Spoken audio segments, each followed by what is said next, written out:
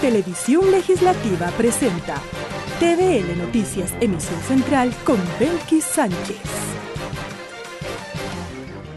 Martes 3 de abril de 2018, amigas y amigos, saludos cordiales, bienvenidos todos a la emisión central de TVL Noticias. Gracias a quienes nos sintonizan a través de la señal de televisión legislativa del Ecuador y también a quienes nos siguen por internet, por tvl.asambleanacional.gov.es. De inmediato la información que marca esta jornada.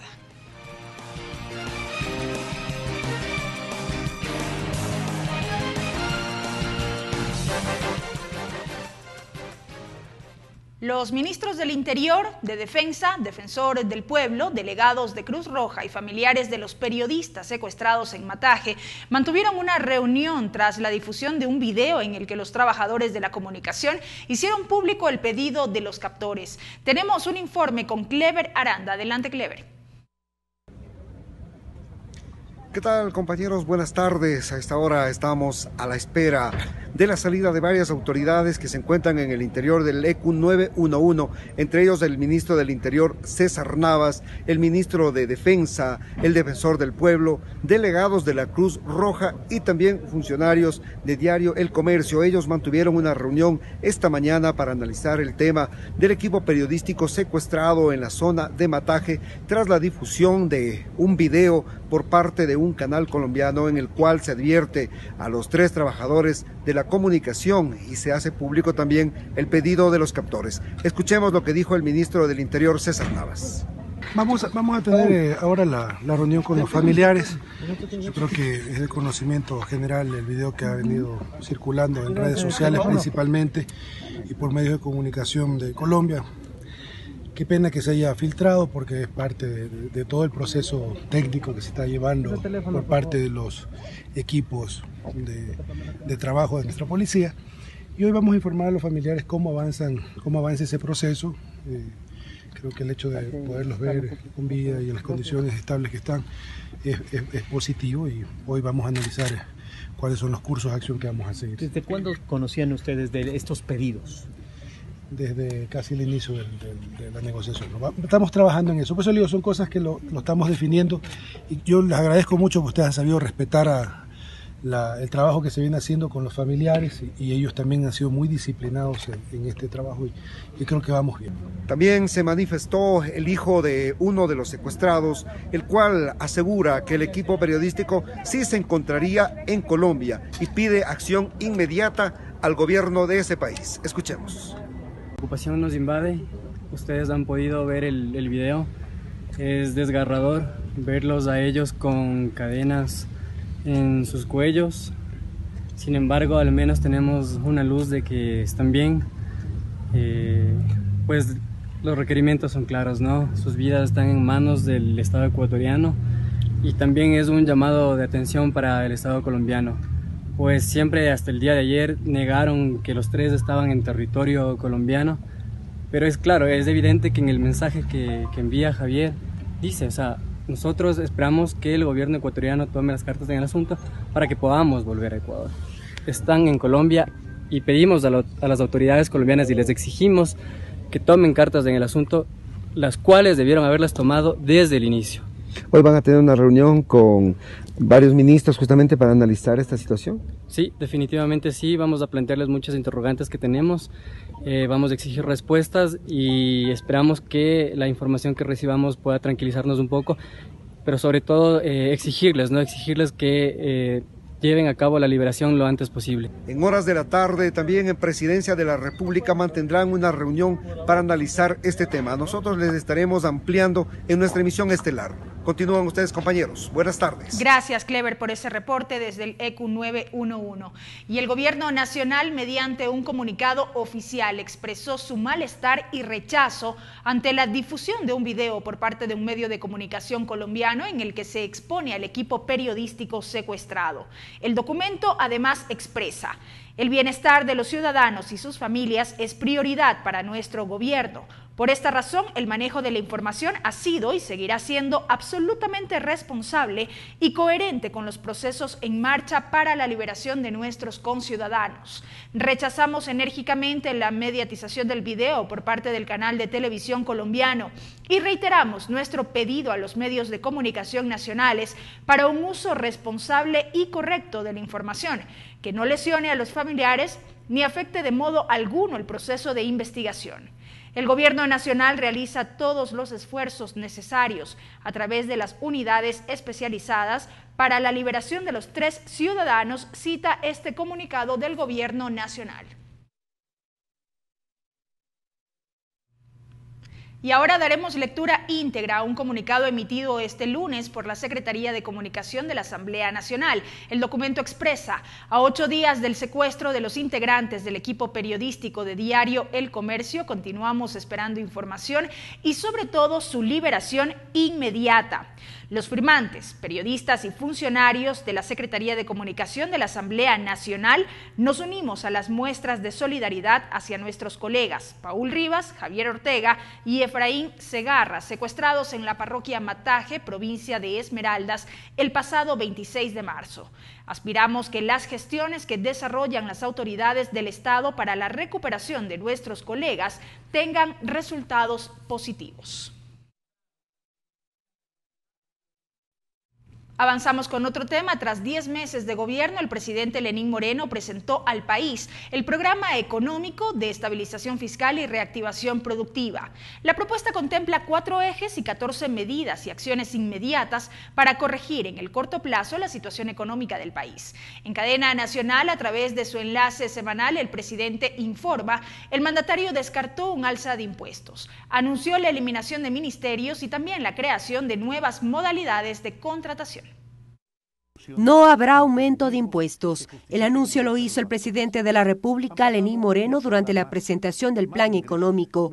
El jefe de Estado enfatizó que lo que se busca es recaudar más mediante un sistema tributario eficiente y simplificado.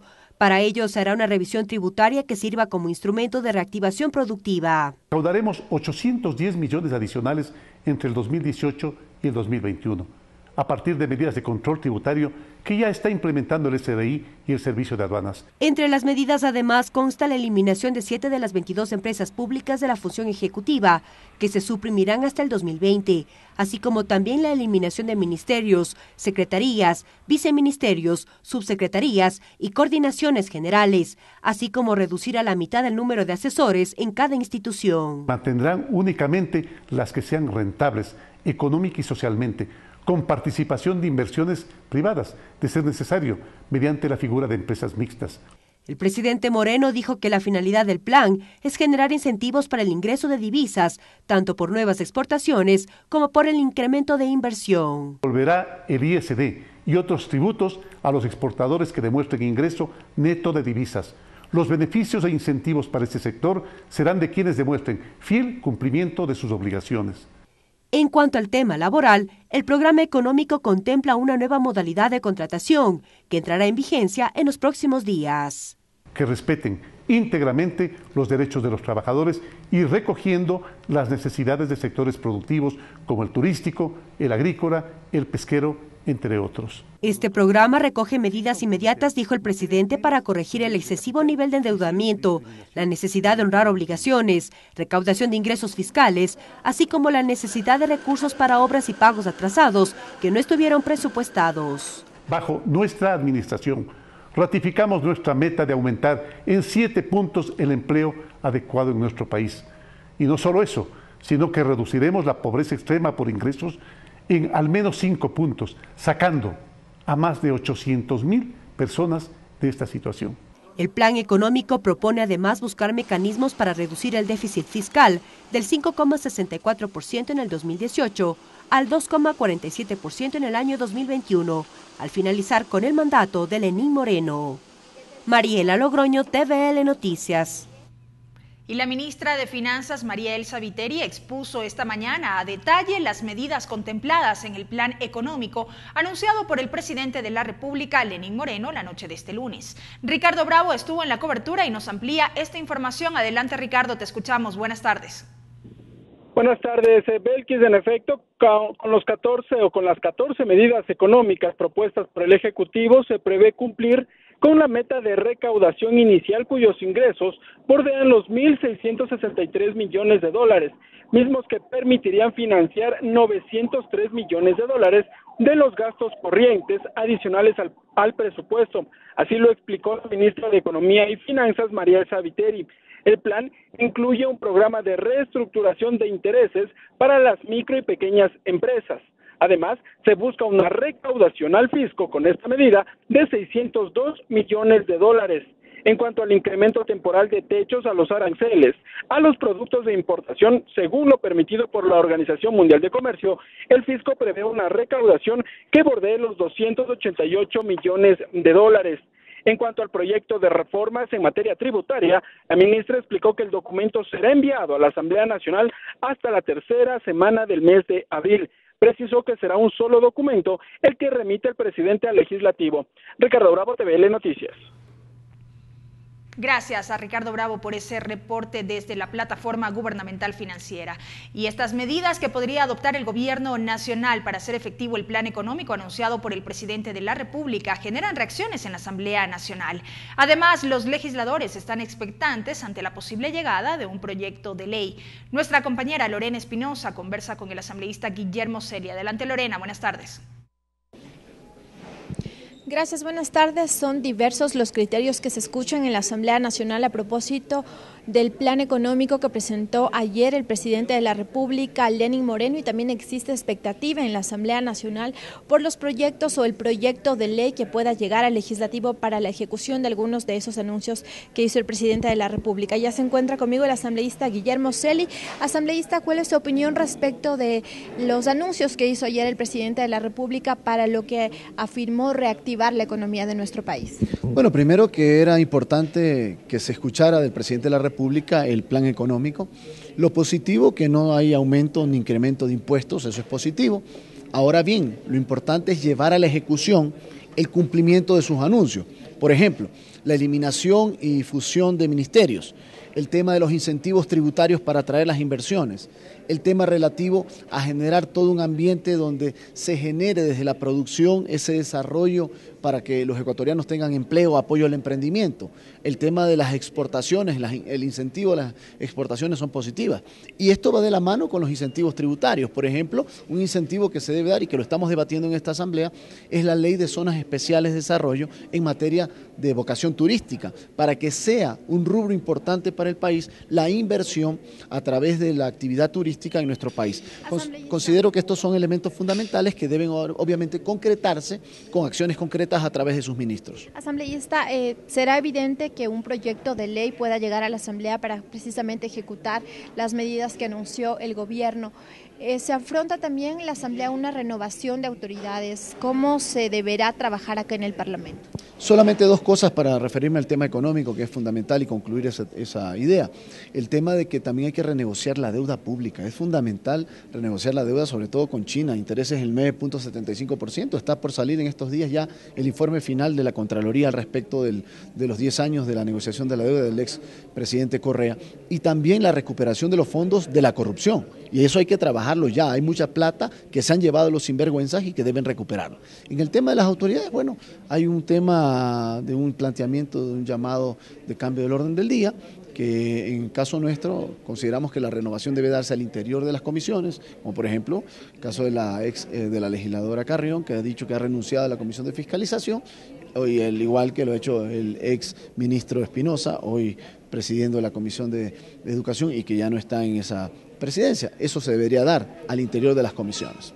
Muchísimas gracias al asambleísta Guillermo Celi, quien nos ha contado cuál es su postura frente al anuncio del plan económico que hizo ayer el presidente de la República y también sobre el trabajo ante la posible llegada de un proyecto económico para ejecutar esas acciones que anunció el presidente de la República. Hasta aquí el informe, que tengan una buena tarde. Gracias a Lorena Espinosa por ese reporte. Amigos, es tiempo de una pausa. Al volver, más información en esta la emisión central de TVL Noticias. Quédese en nuestra sintonía. Regresamos con TVL Noticias Emisión Central luego de la siguiente pausa promocional.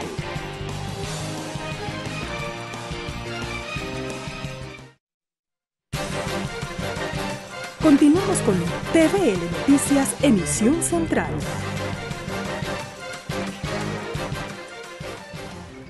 Seguimos informando. A esta hora se desarrolla la sesión de la Comisión de Fiscalización de la Asamblea en la que se presentan las pruebas de cargo dentro del trámite de la solicitud de juicio político en contra del fiscal general del Estado, Carlos Vaca Mancheno. El asambleísta por el Partido Social Cristiano, Henry Cucalón, detalla las pruebas que sustentan este pedido. Vamos de inmediato con Mariela Logroño y los detalles. Adelante, Mariela.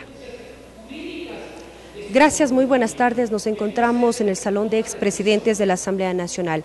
Hoy la Comisión de Fiscalización procedió a recibir las pruebas de cargo que sustentan el juicio político en contra del fiscal general del Estado, Carlos Vaca Mancheno.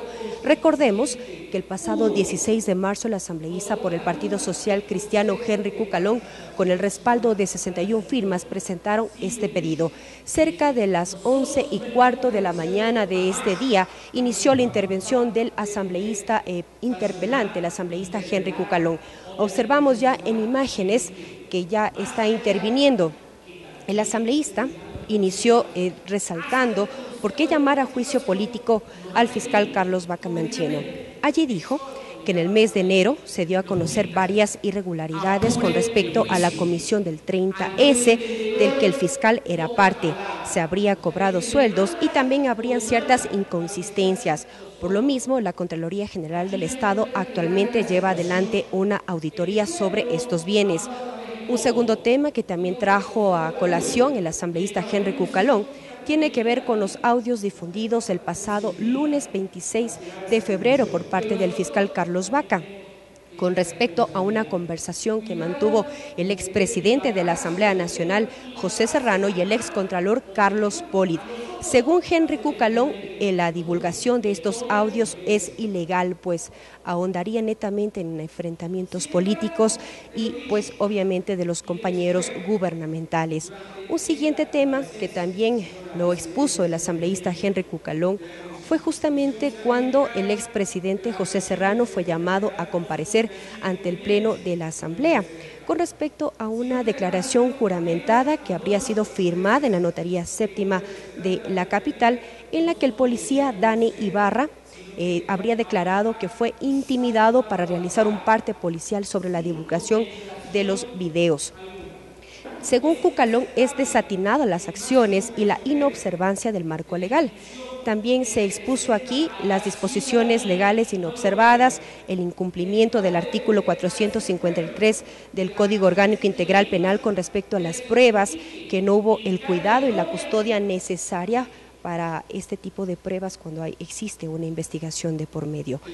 Recordemos además que se presentarán 27 pruebas, entre ellas la declaración juramentada del policía Dani Ibarra, notas de prensa, la certificación de indagaciones abiertas contra Vaca, el audio difundido, su transcripción, los videos de las comparecencias de Vaca y Serrano, los videos de las ruedas de prensa, la denuncia de Fernando Villavicencio contra Vaca por peculado, entre otros aspectos.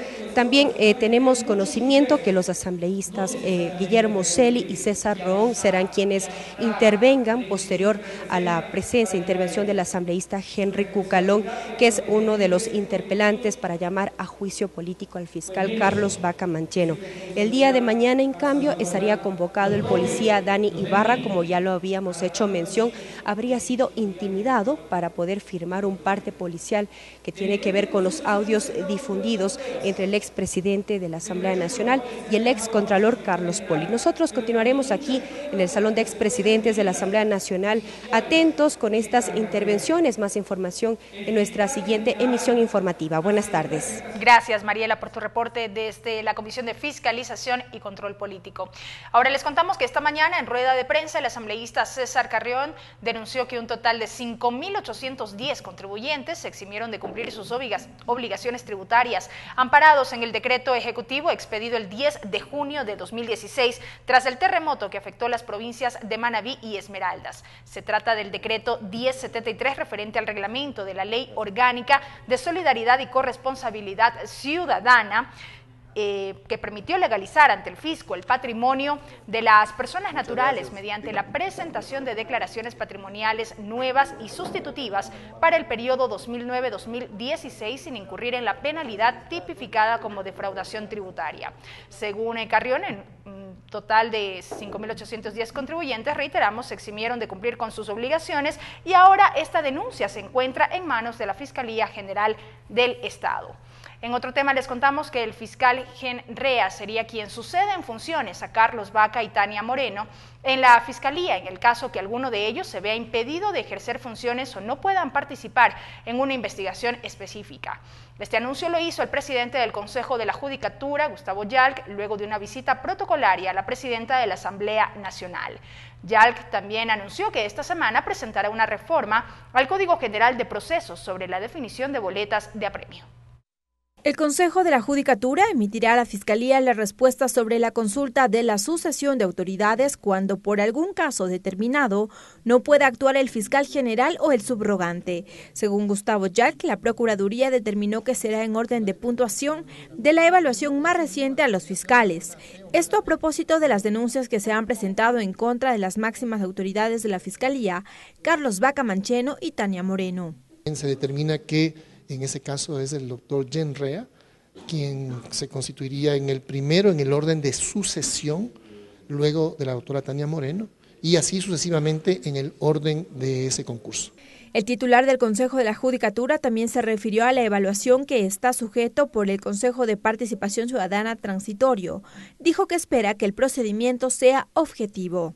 El Consejo de la Judicatura está abierto a que se realice cualquier evaluación en el marco de la ley, técnicamente, con parámetros objetivos es lo más importante, ¿no? Las declaraciones las dio en el marco de la visita protocolaria que efectuó este lunes a la presidenta de la Asamblea, en la que se analizaron posibles reformas legales en materia judicial. Yalc entregará esta semana una propuesta para reformar el Código Orgánico General de Procesos, para que exista mayor agilidad en la definición de las boletas de apremio en caso de incumplimiento del pago de pensiones alimenticias. Lo que planteamos nosotros es que se siga emitiendo la boleta de apremio como se hacía antes, con total agilidad, en el mismo día la madre se iba con la boleta de apremio, sin la necesidad de audiencia, que ejecutara esa boleta de apremio, se haga la audiencia inmediatamente y se determine la buena fe o mala fe de quien se encuentra no al día, atrasado en el pago de alimentos a los niños. Asimismo, indicó que plantea 3 cambios relevantes al Código Orgánico Integral Penal relacionado con el procedimiento abreviado. Debería reformarse para que solo delitos de hasta 5 años puedan derivarse hacia el procedimiento abreviado. Anunció que sobre este último tema entregará una ayuda a memoria a la presidenta de la Asamblea Nacional para que en lo posterior lo remita a la Comisión de Justicia. Lorena Espinosa, TVL Noticias. Y en otro ámbito, el libro 1 sobre el Sistema Nacional de Salud del proyecto de Código Orgánico de la Salud fue el tema que concitó el análisis en un conversatorio impulsado por la Universidad San Francisco de Quito. En este acto, el asambleísta William Garzón destacó los ejes que marcan esta propuesta normativa. Más de 7 cambios al libro primero sobre el Sistema Nacional de Salud fueron expuestos por el asambleísta William Garzón, titular de la Comisión de Salud de la Asamblea.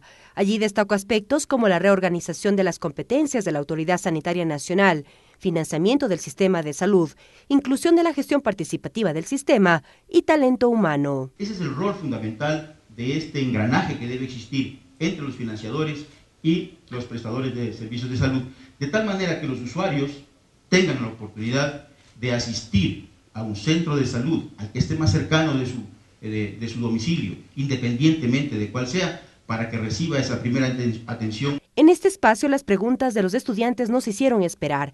Con respecto al Sistema Nacional de Salud, quiénes lo componen y el rol del Estado, fue una interrogante respondida por la ministra de Salud, Verónica Espinosa, quien dijo que si no están claramente las competencias del Estado y del ente rector, el sistema no tendrá los frutos esperados. Definir cómo cada quien sabe lo que tiene que hacer, cuáles son los límites, dónde termino yo y empieza el otro, cómo me interrelaciono con los otros, cuáles son las reglas de juego, es el que estuvo históricamente olvidado en nuestros marcos normativos anteriores. Desde el Directorio del Seguro de Salud del IES, la solvencia y rentabilidad de los fondos del Instituto de Seguridad Social fue tema de debate. Daniel Rodríguez, director, dijo que hay que hacer un buen uso de estos recursos. Tenemos aquí una figura de autoridad sanitaria que estoy totalmente de acuerdo también, que debe ser la que nos ayuda a ponernos de acuerdo entre todos y la que nos define cómo debemos hacer ese buen uso de los fondos. Desde los directorios de Seguridad Social de Fuerzas Armadas y de la Policía Nacional, el financiamiento también es un eje que consta en el código pero que esperan tome fuerza. Los representantes Alejandro Vela y David Proaño mostraron sus dudas. El país goza de una deficiencia o acusa una deficiencia porque el país no se forma en auditoría. Hay Fuerzas Armadas, hay Policía, hay IES, pero los tres sistemas no funcionan de la misma manera. En este conversatorio además se hizo público que el segundo debate del proyecto de Código Orgánico de la Salud sería en los próximos días. Mariela Logroño, TVL Noticias. Y así finaliza, amigos, la emisión central de TVL Noticias. Gracias por haber estado con nosotros. No olvide TVL Noticias, emisión estelar a partir de las 17:30. Una muy buena tarde.